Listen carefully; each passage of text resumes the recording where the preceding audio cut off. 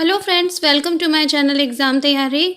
हम लोग अपने इस वीडियो में देखेंगे इंग्लिश पेडागोजी के क्वेश्चंस। प्रीवियस ईयर क्वेश्चन है ये सभी और सभी टॉपिक से हैं। आइए देखते हैं पहला question. In the bilingual method, यहाँ पे पूछा गया है बायलिंगुअल मेथड में क्या किया जाता है।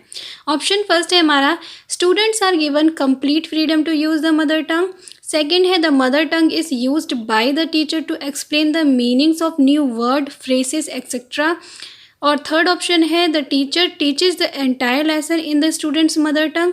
और चौथा है, the teacher encourage student to use the mother tongue all the time. तो देखिए बायलिंगुअल मेथड क्या होता है, जिसमें हम दो लैंग्वेजेस यूज़ करते हैं। एक तो जिससे हमें बच्चे को सिखाना है, जो हमें सिखानी है, और एक उसकी मदर टंग। तो यहाँ पे हम मदर टंग का यूज़ जो है इस जो हमारा बायलिंगुअल मेथड है उसमें कैसे करते हैं ये बताना है आपको।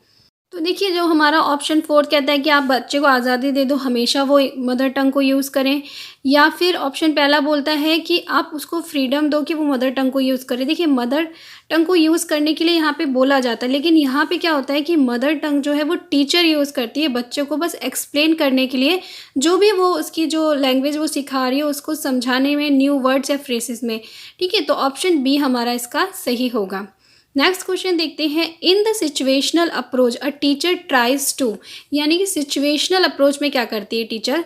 ऑप्शन फर्स्ट है, follow a syllabus with a list of situations. B है, adjust teaching to the situation in the classroom. C है, create a life like situation in the classroom for teaching a language item. या D है, show how the situation in the classroom is different from real life situation. तो situation approach में क्या किया जाता है आप बताइए। सिचुएशन अप्रोच मैंने सारी अप्रोचेस पढ़ाई हैं आपको, तो ये रिवीजन चल रहा है आप लोगों का एक तरह से। तो देखिए सिचुएशन अप्रोच जैसे उसका नाम ही है सिचुएशनल अप्रोच, यानी सिचुएशंस जो हैं उनके यूज़ किया जाता है और उसके थ्रू जो है बच्चे को टीचर सिखाती है, जो छोटे छोटे स्ट्रक्चर्स के थ्रू सिखाती है लैंग्वेज को। स्ट्रक्चर्स क्या है, जो हमारे जैसे रियल लाइफ में हमने अपनी मदर टंग को सीखा, हमारे सामने जो सिचुएशन थी हमने उसको बोल के वैसा सीखा। जैसे कि अगर हमने देखा पापा ऑफिस जा रहे हैं तो हम बच्चा जो बोलने लगता था पापा जा रहे हैं, ठीक है, मम्मा काम कर रही है, ऐसे छोटे छोटे जो सेंटेंस थे उसको बोलकर उसने सीखा। तो इसी का जो यूज़ है वो सिचुएशनल अप्रोच में भी किया जाता है सेकेंड लैंग्वेज को सिखाने में। तो हमारा जो थर्ड ऑप्शन है उसमें बोला गया है, create a life like situation in the classroom for teaching a language item. तो वहाँ पर भी क्या है, बिल्कुल लाइफ में जैसे हम अपनी मदर टंग को सीखा उस तरह की सिचुएशन क्रिएट की जाती है, ताकि बच्चा जो है वो नॉर्मली टूटी फूटी जैसे भी बोले इंग्लिश में बात करे, छोटे छोटे स्ट्रक्चर्स में बात करे। ठीक है, तो ऑप्शन सी जो है वो हमारा सही होगा। नेक्स्ट क्वेश्चन देखते हैं। An attainment test aim to measure. Attainment test जो होते हैं उनका एम क्या होता है, किस चीज़ को चेक करना होता है। ऑप्शन ए है, how much a learner has learn of what he has been taught. B है, how much a learner need to learn to pass an examination. C है, the speaking ability of a learner. और D है, the teaching ability of a teacher. तो attainment test क्या होता है, सबसे पहले तो आप लोगों को ये पता होना चाहिए। ठीक है, बताइए क्या होगा इसका आंसर। देखो अटेनमेंट टेस्ट क्या होता है कि जिसमें हमने कोई भी चीज़ अटेंड की है, कुछ चीज़ सीखी है, तो उसका टेस्ट हम करेंगे। तो ऑप्शन पहला जो है कि how much a learner has learn of what he has taught, ये सही होगा। यानी कि ये देखना कि बच्चे को जो भी सिखाया गया है वो उसने कितना सीखा है, कितना हमने, जब मान लिया हम एक लेक्चर दे रहे थे वो अटेंड कर रहा था उसको, तो वहाँ पे उसने उस लेक्चर से कितना सीखा इसे चेक करेंगे। तो ऑप्शन पहला जो है वो हमारा सही होगा। नेक्स्ट क्वेश्चन है, pick out the pair which falls under the category of expressive और प्रोडक्टिव लैंग्वेज स्किल। यानी इनमें से कौन सी जो है वो प्रोडक्टिव लैंग्वेज स्किल है या आप कह सकते हो एक्सप्रेसिव लैंग्वेज स्किल है, दोनों ही क्या है, सेम है। ऑप्शन पहला है लिसनिंग स्पीकिंग, बी है रीडिंग राइटिंग, सी है लिसनिंग एंड राइटिंग, और डी है speaking and writing. Easy question है लेकिन फिर भी कई बार बच्चे जो हैं वो आंसर गलत कर देते हैं। ठीक है, तो इसका जो सही आंसर है वो है हमारा option number D, speaking and writing. मैंने आपको बताया है कि स्पीकिंग एंड राइटिंग क्या है, हम उसमें कुछ प्रोड्यूस कर रहे हैं, हम अपने विचार व्यक्त कर रहे हैं, यानी हमारे अंदर से कुछ चीज़ जो है वो हम प्रोड्यूस कर रहे हैं, तो ये प्रोडक्टिव या एक्सप्रेस कर रहे हैं, तो एक्सप्रेसिव स्किल्स हैं। ठीक है, तो ऑप्शन डी हमारा सही होगा। नेक्स्ट क्वेश्चन है, one of the requirement of a good language proficiency test is that it must be, यानी एक लैंग्वेज प्रोफिशिएंसी टेस्ट है जो कि हम उसे कहेंगे बहुत अच्छा जो है लैंग्वेज प्रोफिशिएंसी टेस्ट है, उसके लिए सबसे ज़रूरी रिक्वायरमेंट क्या है? एक पहला है कॉम्प्लेक्स हो, दूसरा है रिलायबल हो, तीसरा है एम्बिजियस हो, या डी है एन्जॉयबल हो, यानी एन्जॉय करे जो भी उस टेस्ट को दे रहा है। तो एक इम्पॉर्टेंट बात है टेस्ट कैसा होना चाहिए या असेसमेंट कैसा होना चाहिए, मैंने उसकी क्वालिटीज़ बताई हैं। हमारा जो ऑप्शन बी है रिलायबल होना चाहिए। ठीक है, ये बहुत ज़रूरी है कि जो भी आप टेस्ट ले रहे हैं वो कैसा होना चाहिए, रिलायबल होना चाहिए। तो ऑप्शन बी जो है वो हमारा सही होगा।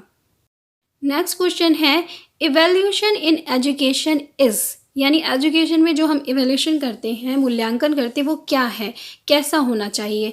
पहला है continuous but not cumulative, B है cumulative but not continuous, C है नीदर कॉन्टिन्यूअस नॉर क्यूमुलेटिव, या डी है बोथ कॉन्टिन्यूअस एंड क्यूमुलेटिव। तो इजी है ये क्वेश्चन भी, आपने मूल्यांकन अच्छे से अगर समझा है एवोल्यूशन के टॉपिक को, तो ऑप्शन डी जो है वो हमारा सही है, बोथ कंटिन्यूअस एंड क्यूमुलेटिव, यानी दोनों तरह का होना चाहिए। सीसीई क्यों लाया गया कि हम जो भी मूल्यांकन करें बच्चों का वो कंटिन्यूअस हो, यानी लगातार हम करते रहें चीज़ों को, वो सीख रहा है कि नहीं सीख रहा है, और साथ में क्यूमुलेटिव भी होना चाहिए, यानी जो पढ़ाई से अलग की चीज़ें वो भी हमें चेक करनी है। नेक्स्ट क्वेश्चन है, the use of teaching learning material makes the activity of learning, यानी अगर आप लर्निंग की जो मटेरियल है, टीचिंग लर्निंग मटेरियल्स हैं, उनको यूज़ करते हैं तो वो लर्निंग एक्टिविटी को कैसा बनाते हैं? ऑप्शन पहला है अननेसेसरली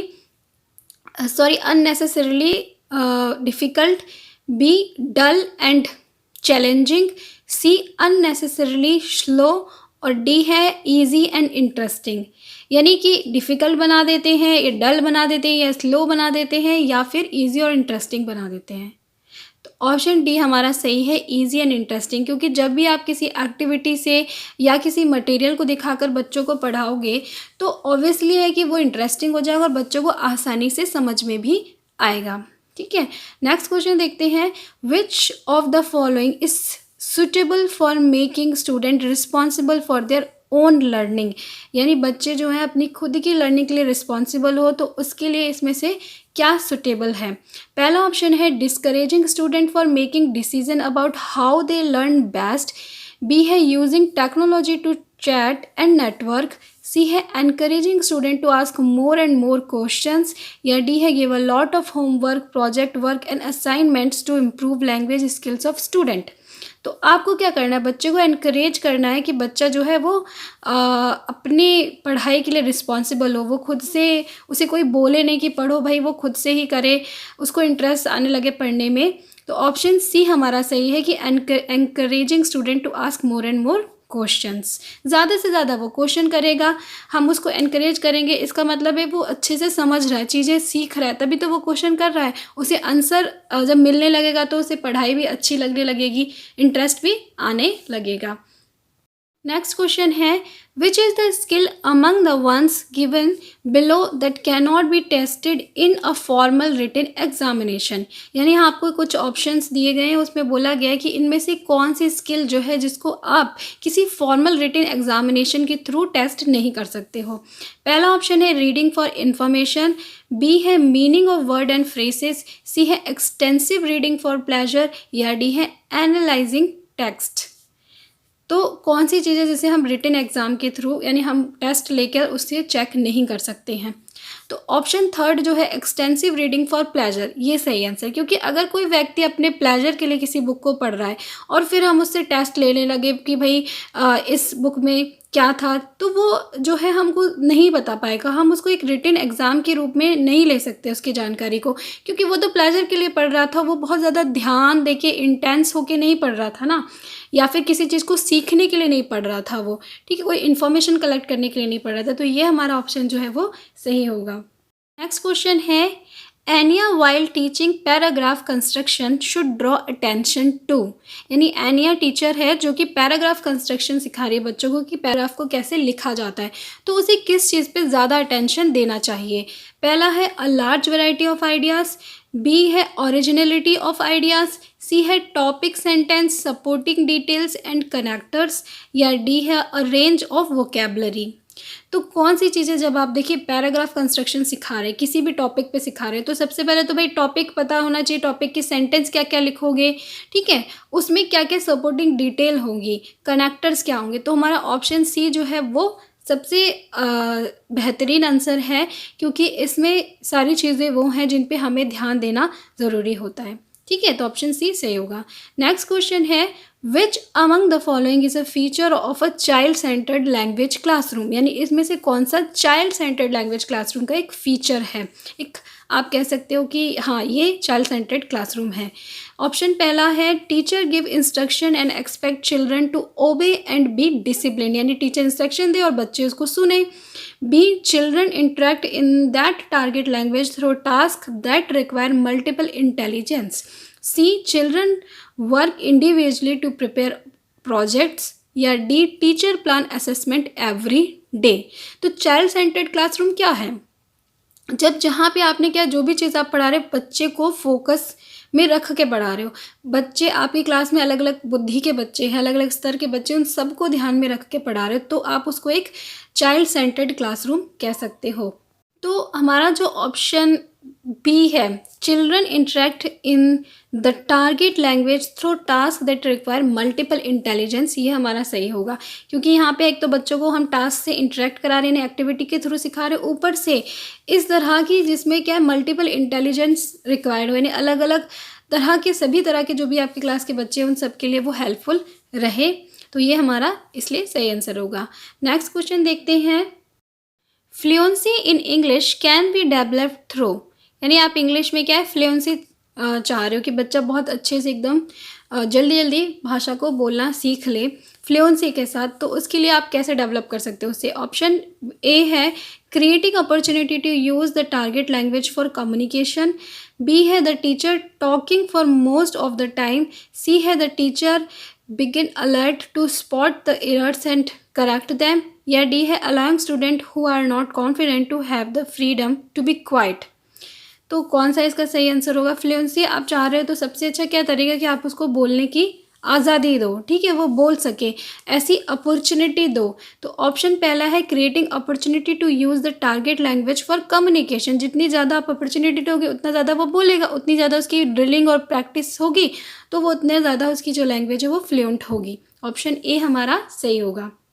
नेक्स्ट क्वेश्चन है an effective lesson for teaching a language begins with, यानी आपका जो एक लैंग्वेज का लेसन है वो इफ़ेक्टिव कैसे हो सकता है, अगर आप उसको कैसे शुरू करो। पहला है listing the learning objectives of the lesson, B है presenting the content of the lesson, C है recapitulation and motivation through fun activity, या डी है writing on the black board. तो आप इस तरह के क्वेश्चन में हमेशा अपने आप को रख के देखिए कि अगर आप टीचर होंगे तो आप या फिर आप स्टूडेंट होते तो कैसा पसंद करते। तो ऑप्शन सी जो है वो हमारा सही होगा कि जब किसी लेसन को आप मोटिवेशन के या फन एक्टिविटी के थ्रू शुरू करोगे तो बच्चा जो काफ़ी ध्यान देगा उसमें और उसको वो इंटरेस्टिंग भी लगेगा और वो लेसन जो है वो कैसा उसकी जो स्टार्टिंग है वो ही कैसी इफेक्टिव हो जाएगी। नेक्स्ट क्वेश्चन है effective learning take place when students are, यानी इफेक्टिव लर्निंग कब होगी, जब स्टूडेंट कैसे होंगे। ऑप्शन ए है पैसिव, बी है इंटरेक्टिव, सी है क्वाइट, डी है good at preparing for examination. तो इफेक्टिव लर्निंग चल रही है यानी कि बच्चे सीख रहे हैं, तो वो कब होगा, क्या जब बच्चे पैसिव होंगे यानी कि निष्क्रिय होंगे, ध्यान ही नहीं दे रहे हैं अपना, या क्वाइट होंगे, चुप होंगे, या अपने एग्जाम की तैयारी कर रहे होंगे। ऑप्शन हमारा जो बी है वो सबसे सही है, इंटरेक्टिव, यानी जब वो जो चीज़ सिखाई जा रही है उसमें वो क्या है, इंटरेक्टिव है, पूरी तरह से कनेक्टेड है, या आप कह सकते हैं एक्टिव है उस प्रोसेस में, ठीक है, ध्यान दे रहे हैं, तो वहाँ पे लर्निंग प्रोसेस जो होगी वो कैसी होगी, इफेक्टिव होगी, बच्चा अच्छे से सीखेगा। ठीक है, नेक्स्ट क्वेश्चन देखते हैं। In large language classes group work can be accomplished by, यानी कि अगर आपकी क्लास है वो बहुत ज़्यादा बड़ी है, ठीक है, बहुत ज़्यादा बच्चे हैं, तो वहाँ पे आप ग्रुप वर्क कैसे कर सकते हो। ऑप्शन ए है asking 4-5 student to sit together on a narrow bench despite lack of space, B है asking student to turn around for group work, C है asking all student to stand in a circle, या D है asking half the class to go out to the playground.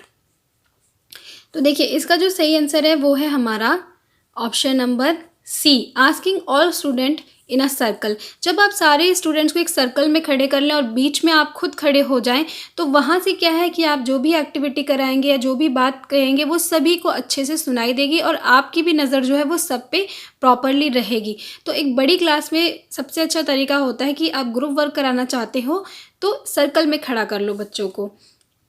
Next question है a test to assess the potential of students for specific ability and skills such as music, spatial ability or logical ability is called A और N। कौन सा test कहलाएगा? अगर आपको बच्चे की potential को चेक करना है, ठीक है, जैसे कि उस म्यूज़िक हो गया या उसकी लॉजिकल एबिलिटी को चेक करना है, तो वो किस तरह के टेस्ट के अंदर आएगा? ऑप्शन फर्स्ट है प्रोफिशेंसी टेस्ट, बी है एप्टीट्यूड टेस्ट, सी है एटीट्यूड टेस्ट, या डी है अचीवमेंट टेस्ट। तो बताइए कौन सा टेस्ट होगा ये? इसका जो सही आंसर है वो है हमारा option number B, aptitude test. Aptitude test क्या होता है कि आपकी जो भी प्रतिभा है, जो भी आपका हुनर है, जो भी आपकी हॉबी है, ठीक है, उसको चेक किया जाता है। तो म्यूज़िक हो गया या आपकी लॉजिकल एबिलिटी, यानी आप कितना ज़्यादा तर्क वितर्क कर सकते हैं, वो सब जो आता है एप्टीट्यूड टेस्ट के अंदर ही आता है, ठीक है। तो ये थे आज के total 15 question. I hope questions अच्छे लगे होंगे आपको, अच्छे से आपने किए भी होंगे। मुझे बताइएगा कितने आपके सही रहे और वीडियो को लाइक कीजिएगा। मिलती हूँ आपसे नेक्स्ट वीडियो में, तब तक के लिए बाय बाय।